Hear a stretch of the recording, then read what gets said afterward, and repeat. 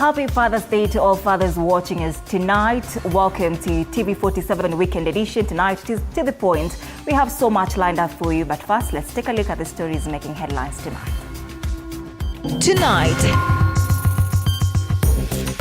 Azimio rallies support from other parties and even the ruling Kenya MPs to stop the Finance Bill 2024.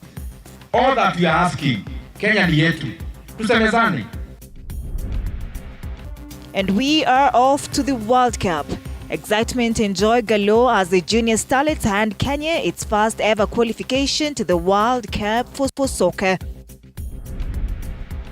And judges demand better security for all judicial officers, this coming in the wake of the shocking shooting incident that resulted in the death of Principal Magistrate Monica Kivitu, who was shot minutes after issuing a ruling at the Makadara Law Courts. We are aware that the judiciary has previously established task forces to look into the safety, security, and welfare of staff of the judiciary, and they have made recommendations.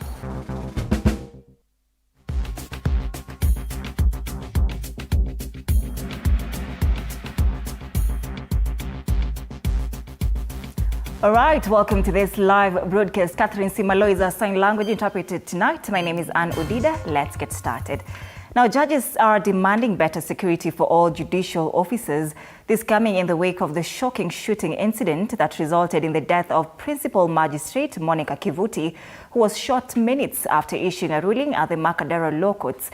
And as her family, colleagues, and the nation at large mourns, services at the courts from the 18th to the 21st of June have been halted as the associations representing court official, judges and magistrates demand implementation of their recommendations on their welfare, security and safety. Sheila Chelangat reports. The tragic death of Principal Magistrate Monica Kivuti has stirred a debate on the safety of judicial officers. When Kivuti was seated in her seat of justice in a makeshift dilapidated tent that those responsible for giving her a decent, safe and deserving altar of justice had availed to her. Judicial welfare associations have red flagged the soaring number of cases of attacks towards judicial officers. Just early this year, at the Nakuru Law Courts, a magistrate was severely injured by an unhappy litigant who assaulted the magistrate using a screwdriver. Magistrates, caddies and all other staff have time without number been stalked, spied on, accosted and other despicable, heinous acts done to them just because of the work they do. And so, as plans to lay Honorable Monica Kivuti to rest are ongoing, her comrades have suspended work from the 19th to 21st of June until their demands of improved security are met. We are aware that the judiciary has previously established task forces to look into the safety, security, and welfare of staff of the judiciary, and they have made recommendations. It is unfortunate that the recommendations have not been fully followed through or implemented. They have also demanded there be a strong implementation of security procedures to ensure that unnecessary items do not find their way into the courtroom. That members of the association shall only conduct their proceedings after ascertainment that there is provision of armed security in the courts. The Judicial Service Commission has also postponed interviews for the position of Judge of the Court of Appeal from the 18th to the 21st in order to mourn and honor the life of Honorable Kivuti. Sheila Chelangat for TV47. Thank you, Sheila, for that report. Now, Azimio leaders Kalonzo Musyoka and Hassan Joho have urged parliamentarians to rise above partisan politics to amend clauses in the Finance Bill 2024 that are unfavorable to ordinary Kenyans, even as they warned Azimio members in the National Assembly against supporting the Finance Bill 2024, as Chichi Josephine now tells us. Azimio co-principal Stephen Kalonzo Musyoka has said following high taxation schemes being pushed by President William Ruto, the next demonstrations to protest against Kenya Kwanza's leadership will start from the Mount Kenya region. Kama kunatokea maandamano, safari itaanza Mount Kenya. Because wamevinyiliwa zaidi, ndio magari mengi zaidi. na magari ndio inatozwa ushuru wa ajabu.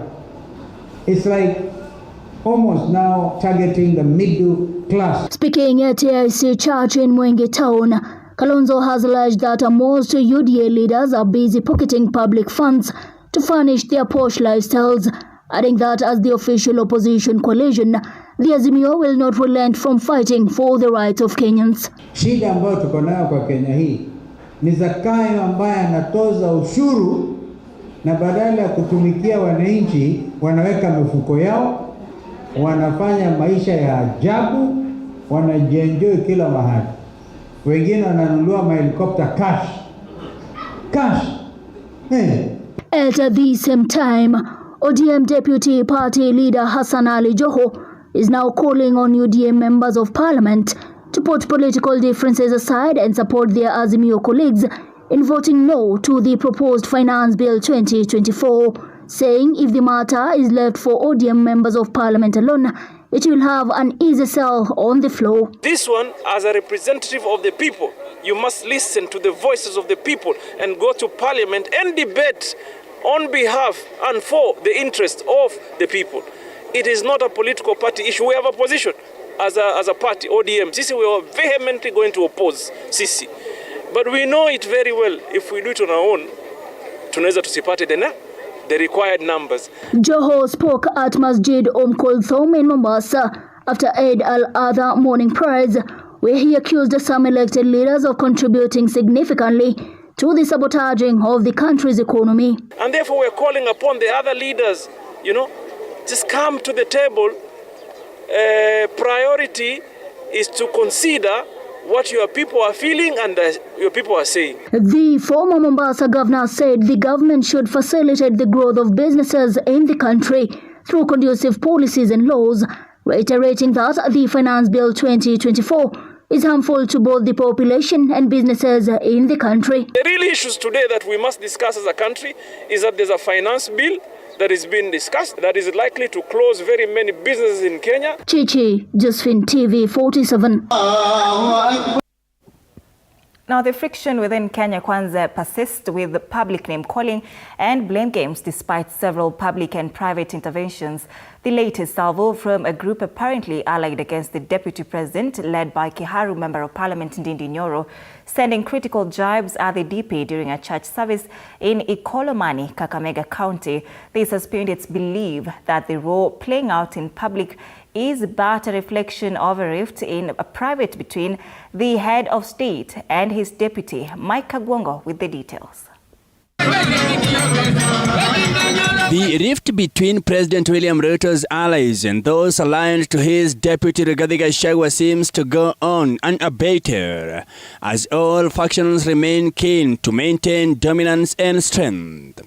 Speaking at St. Augustine Eregi Catholic Church in Ikolomani constituency in Kakamega County Sunday, President William Ruto's allies, led by Kiharu legislator Ndindi Nyoro, asked Deputy President Rigathi Gachagua and his cronies to stop what he called the politics of blackmail to any leaders opposed to his leadership. Wacha tukue watu wa kuombea viongozi wetu, na especially wakati wanajikakamua sana, kwa sababu saa zingine nasomaga vitu watu wanaandika rais aone, naona ni vizuri tunasema wakati mambo ni mazuri. So let us speak the right thing na tufanye the right thing.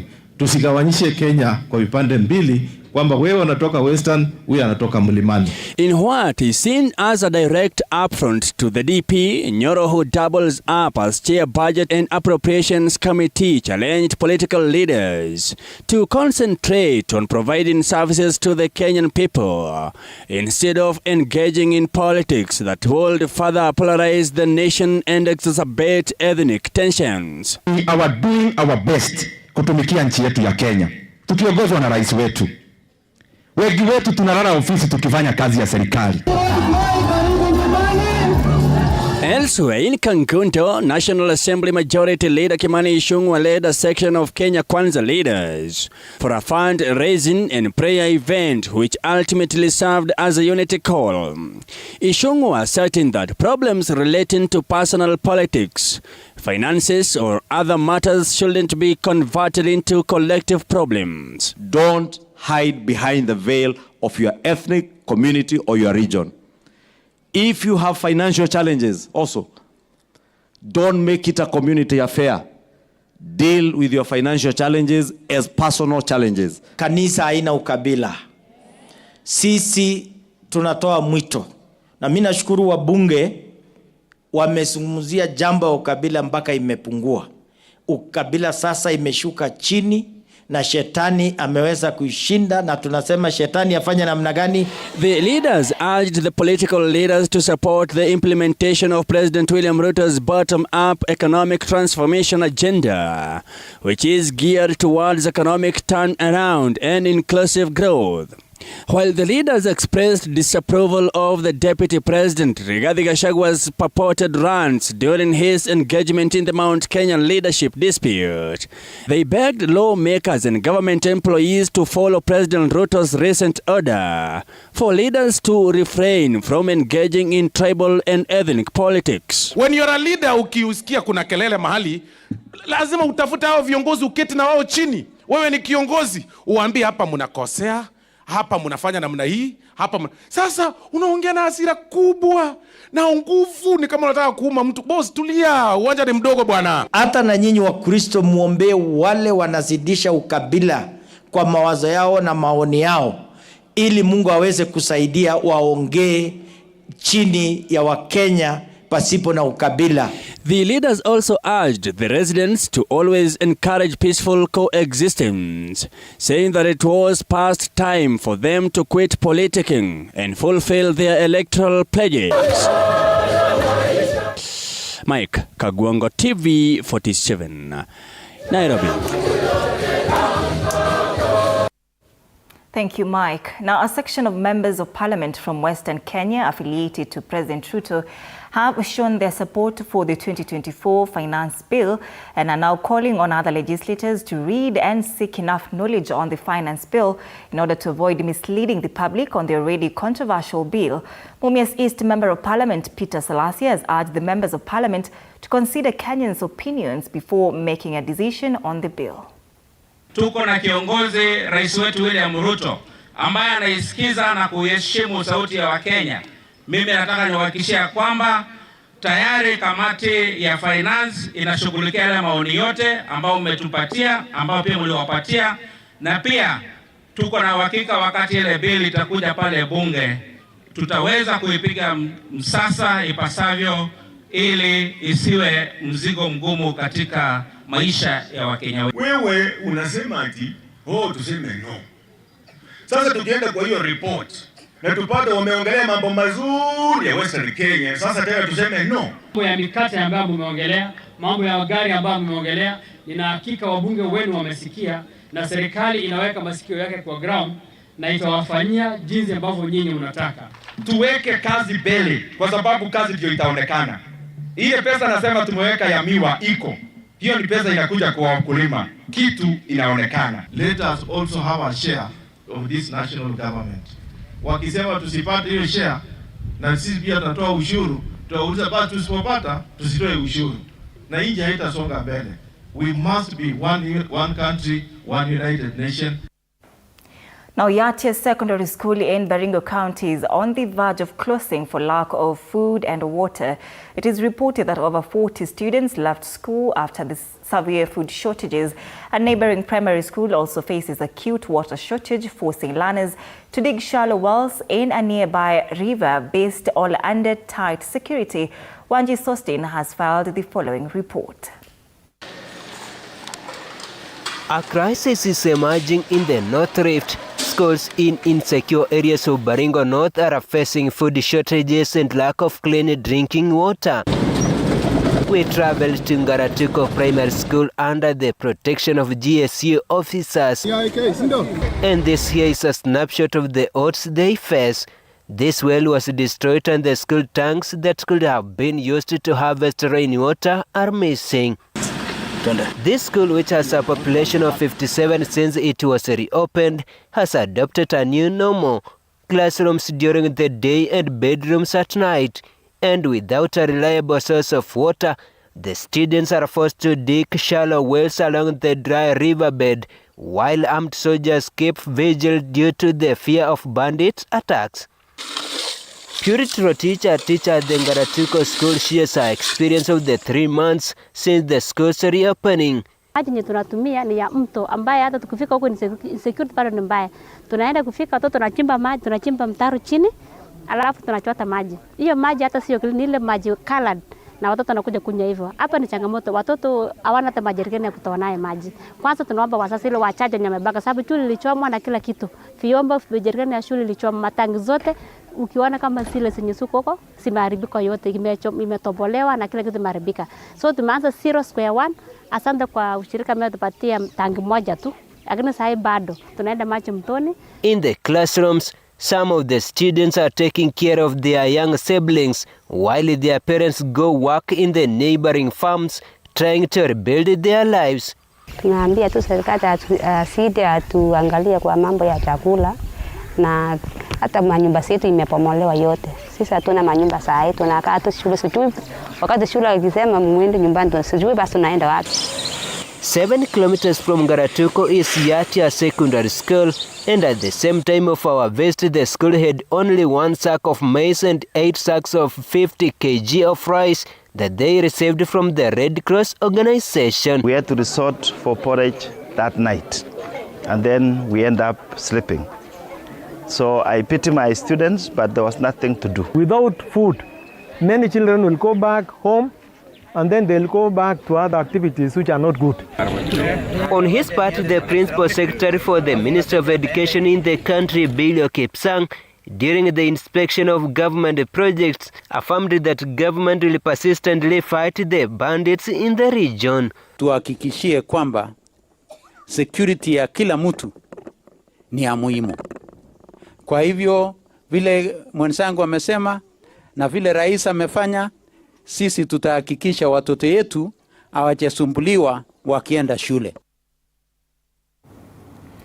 Deputy President Rigathi Gachagua has intensified the campaign against alcohol and drug abuse, calling on the church to take a leading role in this fight.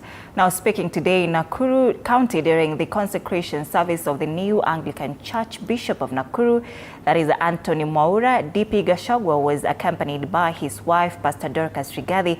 Among other leaders stated that this fight can only succeed with the support of everyone, including the church, which is crucial in all aspects of the battle, including rehabilitating addicts. Hatuwezi faulu peke yetu. We need you to help us in mentorship, in counseling, in establishment of rehabilitation centers, so that those who are addicted, those are patients, they need care and empathy. So Baba Askofu nitakutafuta, tuketi, tuone vile tunaweza saidiana, so that we can win this battle together. The church and the state do the same thing. We look after the same people. Hawa wananchi wote wakiwa wako na shida, sisi mjumbe ameenda bunge, wanakuja kwa pastor, kwa reverend, kwa bishop, because hako karibu, wanaleta shida huko, wakigoja mheshimiwa arudi weekend. And I pray to God that the rod that you have been given becomes like that one of Aaron. It birds to be able to guide and also to feed the flock. Now, First Lady Rachel Ruto today led the celebration of a Day of the African Child, this year's theme being Education for All Children in Africa, Time is Now. This event took place in Taita Taveta County, and as Julius Mariki reports, stakeholders are making a fresh appeal for new initiatives in order to improve the education of the African child. The country has joined the globe in celebrating the Day of the African Child. The celebration happened at Mwatate Primary School, where hundreds of students filled the school grounds for a colorful event led by the First Lady Rachel Ruto. Ms. Ruto called on the community to partner with the government and non-governmental organizations in improving the education of the African child. We must commend our government for the significant strides we have made towards achieving the theme of this celebration, as well as the impactful steps we have taken to improve the state of education nationwide. These include the recruitment of 30,000 additional teachers in 2023, which has brought the total number of teachers to 41,000, a 272% increase for the 11,000 teachers we had in 2022. However, the First Lady has encouraged cooperation in facing the challenges affecting children and regarding their rights. We are still making strides to ensuring that all our children have access to the same quality of education infrastructure and facilities. We support the 100% transition at all levels, ensuring every child enjoys tertiary training to equip them with the skills they require for economic productivity. I'm confident that with our collective efforts, we can make education for all children in Africa a reality. Ms. Ruto was joined by other leaders in Taita Taveta County, led by Governor Andrew Mwadime. Earlier, the group attended church service at the Anglican Church in Mwatate Town. Julius Mariki, TV47, Taita Taveta. Now, as Muslims all over the country celebrate to mark Eid al-Adha, a section of Mombasa residents have complained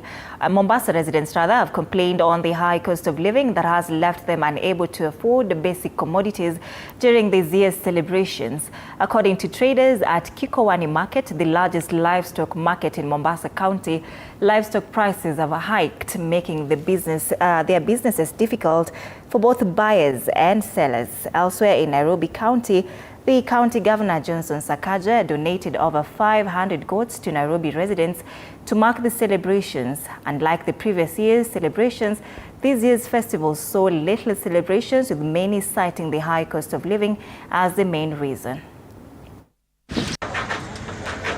Kidogo mambo si kama mwaka jana na mwaka juzi, hali kidogo ni ngumu kutokamana na mfumuko wa hali ngumu ya maisha ama mfumuko wa bei ya bidhaa. Hata ukiangalia katika eneo hili la Kikowani ambapo ni maarufu zaidi kwa wauzaji wa mifugo, mbuzi, kondoo na wengine, bei zimekuwa tofauti zaidi. Bei zimekuwa tofauti na si kila mtu ambaye amejaliwa kuchinja mwaka huu, kwa sababu ukiangalia mbuzi anatoka mpaka shilingi 8,000 mpaka 16,000. Kidogo hali ya uchumi imekuwa kidogo ngumu. Biashara iko chini kama vile unavyoona, mbuzi bado kwa banda zimebakia kwa wingi. Watu sio kama miaka iliyopita walikuwa wakinunua, watu wakijitolea pesa kwa sababu mbuzi liko chini. Sasa hii mbuzi zimepanda bei. Bei ya mbuzi impanda sana sasa hivi. Kitambo waweza pata mbuzi kwa 8,000, 9,000, 7,000, sawa mbuzi 15,500, 500, 16,000. Mambo yamepanda sana bana. Mwambie Ruto shukishe bana. Fugo iko hali kidogo iko juu sana. Na hali ya uchumi pia iko mbaya. As the current world continues to face the challenges and effects of climate change, there are areas where citizens have taken it upon themselves to protect the environment. In Ziu area, Makueni County, the results of the war against climate change are already visible due to the suspension of the once looming sand business, which left the environment distressed. On the contrary is the state of events in the counties of Machakos, Kajiado and Kitui, where their businesses is booming and has a major adverse impact in these areas. Our reporter Nicholas Mbai with that report. This is Ikolia River in Ziu, Makueni County. Just 7 years ago, it was dry and barren spot. Nikumbuka kama hiyo 2014-2015 hapa kulikuwa ni changala, ilikuwa ni desert. In these and other places like Askeo in Sultan Ahmad, Makueni County, sand harvesting and sale flourished 10 years ago, leading to loss of water flow and the dying of rivers, serious affecting the water supply in the environment.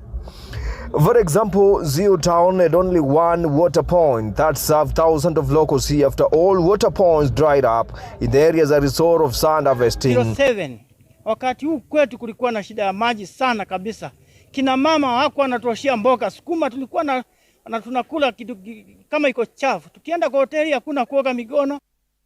But according to locals, it was not easy to ban this once booming business. The banning of sand harvesting even led to deaths and riots among two sides on opposite ends of the ban. Kwa sababu kwa watu waliumia sana, wengine wakafunjika mikono. Rika ndogo ilikuwa inakataa kichangalawe, ilikuwa nasema mpaka use kichangalawe. Hawa vijana walikuwa na mang'aa sana, kwa sababu walikuwa nataka use kichangalawe. Wazee hawa watu wa katikati wataki uswe. 2015 kulikuwa na changamoto kubwa sana. Vijana walikuwa wanataka kuchukua pia hii changalawe kwa nguvu. Tukaenda kulala usiku, wanakuja na loli, wanabeba mchanga. Ikabidi mpaka kama elders ama wazee tuingilie kama community. But now the story has changed. Since the sale of sand was banned in Makueni County, rivers are now full of water. Wakati vijana walielimishwa njia zingine za kutafuta riziki, walitoka kwa mito na mito yetu ikaanza kujaza mchangarawe.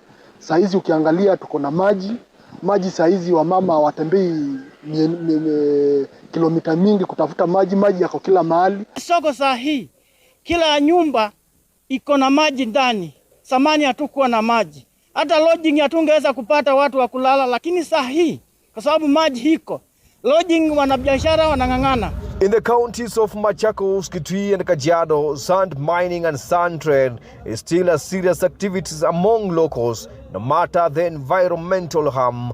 In many ways, the trade has actually gained momentum. For example, in this village of Manza, approximately 5 kilometers from Machakos town, villages have been turned into dangerous stretches. Kumechimbwa mwenye ameuza mchanga ni neighbor wangu wa karibu. So amekula mchanga kwangu, amechimba mpaka amechimba kwangu na nyumba iko karibu. The current world is the process of fighting climate change impact. Experts like John Mutua from the Inner Desk Formation Kenya, which involves the community in environmental care and conservation, believes if such measures are activated all over the country like is in Makueni, it will be easier to achieve the war against climate change. Able to work with the Water Resource Users Association of specifically the Kolya Rivalian area towards the conservation of that river, and you can see accumulation of sand which is very controlled, and people are doing farming along the river, and this has boosted also their food security. Nicholas Mbaye reporting for TV47 Makueni County. Thank you, Mbai, for that. Now, leaders of the Kenya Union of Domestic Hotel, Educational Institutions, Hospitals and Allied Workers, that is KTDA, have called on the government to adopt the Internal Labour Organization Convention 189. Speaking during the celebration of International Domestic Workers Day, the leaders lamented of many challenges they face and the lack of proper channel to voice their concerns. They also emphasized the importance of fair wages and better working conditions.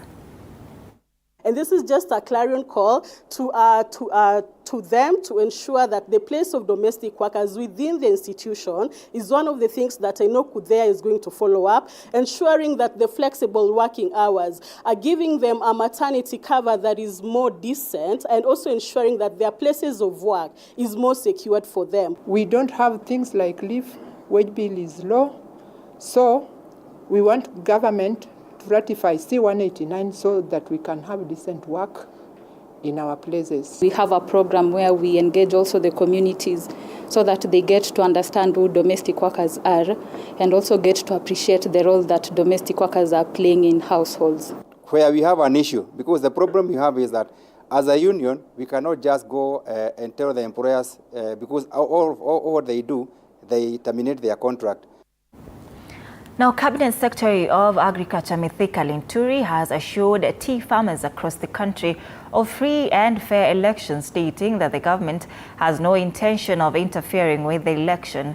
The Independent Electoral and Boundaries Commission, IEBC, is expected to hold the elections for the first time for the directors of the 54 small tea factories managed by the Kenya Tea Development Authority, KTDA, which is expected to take place on June 28, 2024. During the meeting in Githogo factory located in central Imenti, Meru County, the CS also urged the small tea factories to take advantage of the existing international market for orthodox tea, which is currently untapped. The government of Kenya has no preferred candidate. Hakuna mutu inaama murengo atanasema ni wa serikali. Ile story ilikuwako ya zamani na uongozi uliopita, ati kuna candidate wa system, candidate wa deep state, tuliisika katika kaburi la sahau. IEBC imefanya kazi ya maana wakanda very difficult circumstances, especially in the election ya 2022. Kasema hiyo ndio tume itasimamia mambo ya kupiga kura. And for the first time in the history of this country, I want to assure you the KTDA elections will be free,